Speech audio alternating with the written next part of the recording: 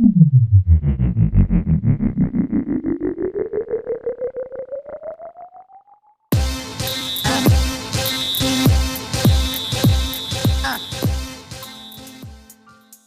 jeune milieu d'Atlanta United, États-Unis, Thiago Almada, qui n'avait joué que quelques minutes au mondial, a libéré à la 78e minute l'Albiceleste au Monumental, en une soirée de fête, que les Panaméens ont longtemps menacé de frustrer malgré une pluie d'occasions argentines.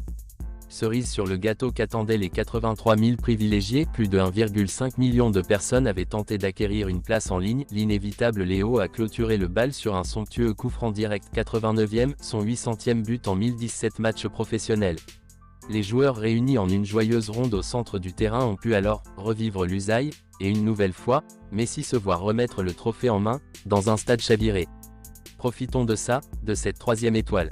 C'est très difficile de gagner une Coupe du Monde, a déclaré Messi au micro depuis le terrain, disant « Ne pas oublier tous les joueurs avec qui nous avons tenté de soulever cette coupe sans y arriver, lors d'éditions précédentes. » Pour l'Albiceleste, c'était le retour sur une pelouse argentine, et la première vraie communion avec leur inchada depuis la parade avortée du 20 décembre, quand la démesure 4 à 5 millions sur le parcours du bus avait forcé à avorter le défilé de la victoire, fini, en hélicoptère.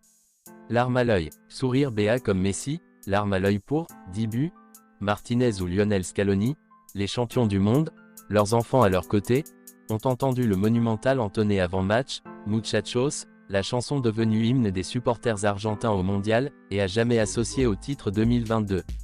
L'avant-match n'avait été qu'une longue fête de plus de 4 heures avec concerts, feux d'artifice, rediffusion d'images du mondial, et incessante succession de chants à la gloire de l'équipe ou de joueurs.